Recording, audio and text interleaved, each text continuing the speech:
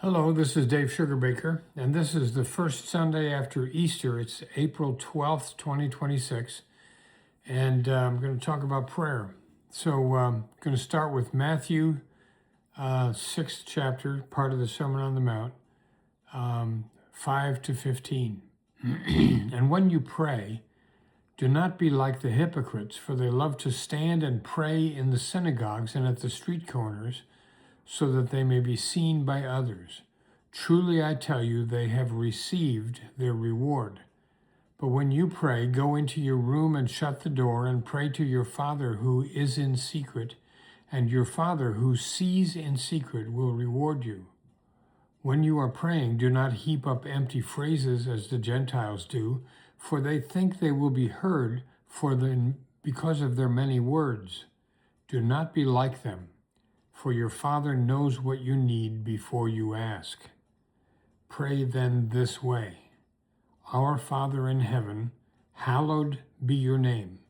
Your kingdom come, your will be done on earth as it is in heaven. Give us this day our daily bread, and forgive us our debts as we also have forgiven our debtors. And do not bring us to the time of trial, but rescue us from the evil one. For if you forgive others their trespasses, your heavenly Father will also forgive you. But if you do not forgive others, neither will your heavenly Father forgive your trespasses. For 1,000 years before the time of Jesus, Jewish religion operated under the notion that if you are healthy and rich, you must be a good person. If you were healthy and rich, you were obviously favored by God. On the other hand, if you were poor or suffering from any sort of illness or misfortune, then God must be punishing you because God was a righteous judge and you must have broken God's rules somehow. This prejudice against the poor and the sick and the unlucky gave Jews of the day permission to ignore people in need. Hey, if God's punishing them, who am I to step in and get in God's way? Even Israel's collective history is seen through this same lens. If an invader is at the door threatening murder and mayhem, it was time to be sure that Jewish society as a whole was complying with God's rules. If everyone was righteous, then God would not allow bad things to happen to Israel. But if Jewish leaders had gotten just a little bit lax and, for example, allowed just a tiny bit of worship of other gods, then bad things were going to fall on Israel. There's only one book in the Old Testament that dares to question this neat but simplistic understanding of rich and poor, healthy versus unhealthy, lucky versus unlucky. And that's the book of Job, written about 400 to 600 years before the time of Jesus. The story of Job is an argument against the prevailing religious perspective within Judaism. Calamity strikes Job, though he insists to the end that he has not brought this on himself. He didn't screw up. 3 comforters visit Job, each representing the then current belief in Judaism that bad things happen because God punishes sin. The writer of Job argued that bad things can happen to good people, and that poverty, illness, and misfortune are not evidence that one is being punished by God for failing to follow God's commandments.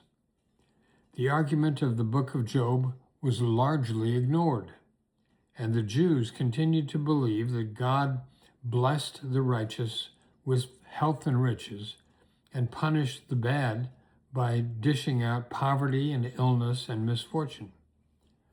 It's amazing to me that the book of Job was included in the Old Testament at all.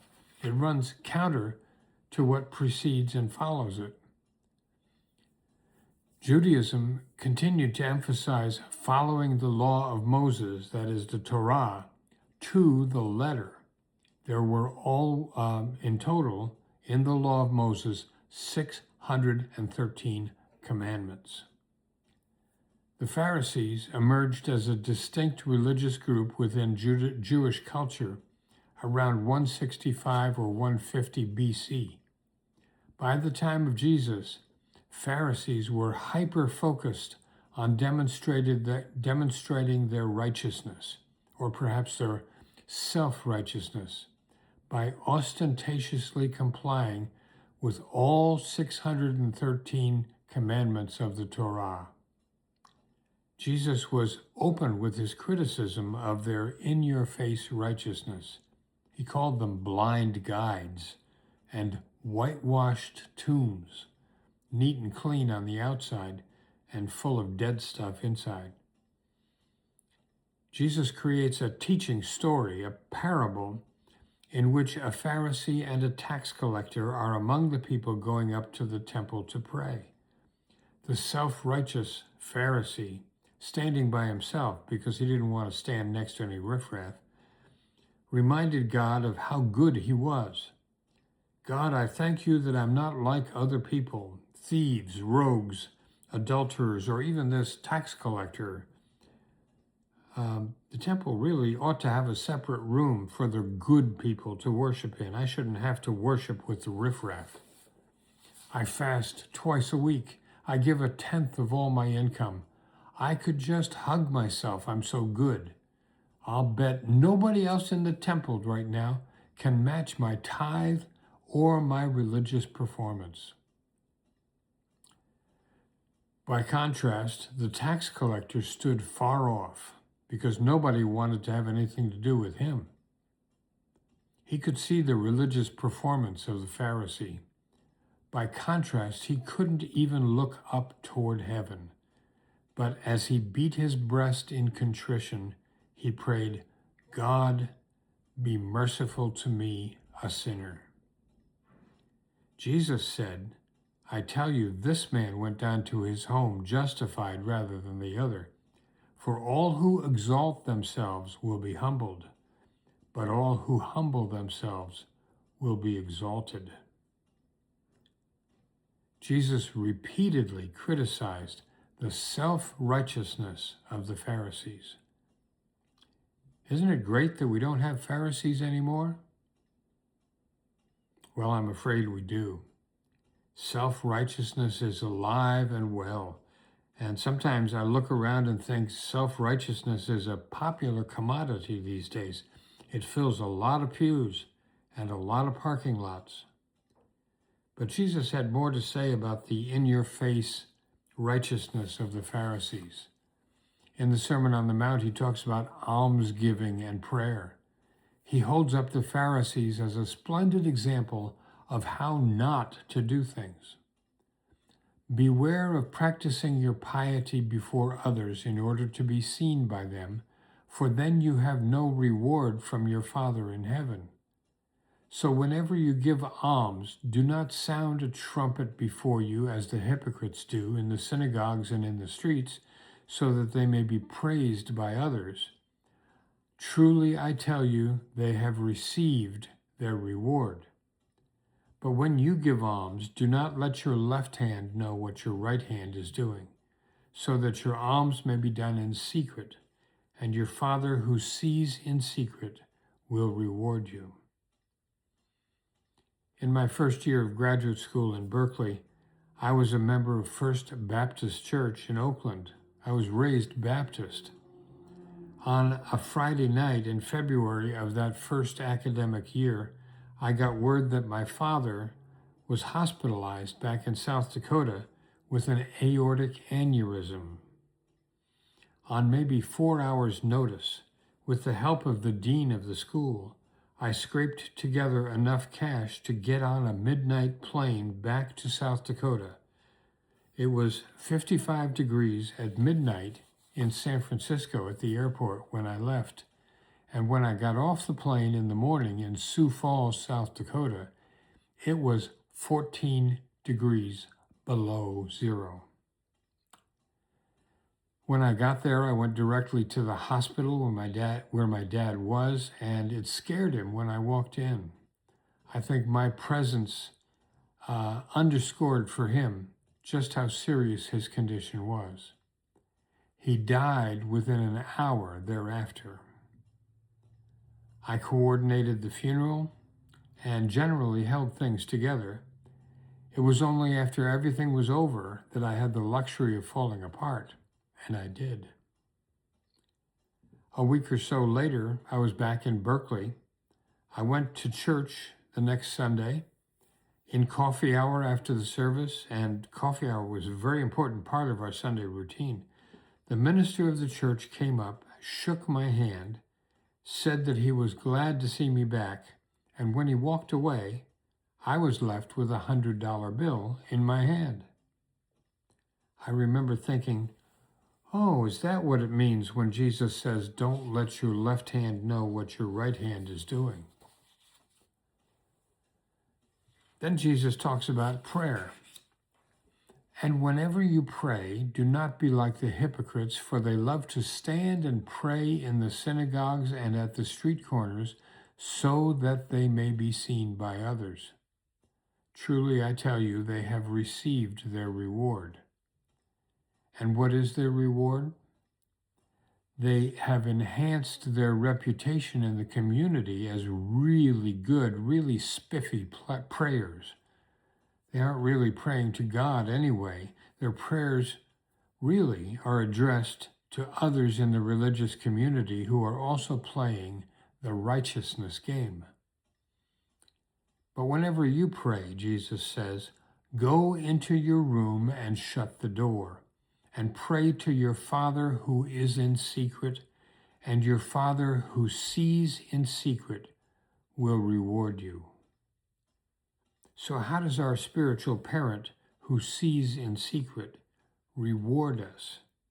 By giving us the KitchenAid side-by-side combination refrigerator freezer that we've been wanting? No. Our reward is righteousness, not self-righteousness. Righteousness is a right relationship with God, with whom we have shared our private prayers, our hopes, our regrets, our dreams, our requests for forgiveness, even as we also forgive those who have sinned against us. Jesus goes on to suggest that we don't have to present our prayers in complete sentences with flowery, poetic titles for God, and maybe some King James English thrown in with some these and thous, and some antique verbs. Two of my personal prayers that I most frequently use are one word long: thanks and help. Deep in my Baptist past is memory of a hymn about prayer. Prayer is the soul's sincere desire, unuttered or expressed, the motion of a hidden fire that trembles in the breast. Jesus says, when you're praying, don't heap up empty phrases as the Gentiles do, for they think they will be heard because of their many words. Don't be like them, for your Father knows what you need before you ask Him. So the point of prayer is not to inform God of our current condition or our want list. God already knows what we need before we ask. So, what's the point of prayer? It's to build a relationship with our spiritual parent. It's to keep, perhaps, the channel open. And maybe prayer is an opportunity to listen for the still small voice of God. I think Jesus would have liked having the Pharisees around as an example of how not to practice your religion. I don't know if he intended to, but Jesus offers us another prayer to keep in our back pocket for repeated use. And it goes like this: God, be merciful to me, a sinner. Now, God bless you. Thank you for taking time to listen to this. If you find value in it, I hope you'll pass it along. And stay safe. See you soon.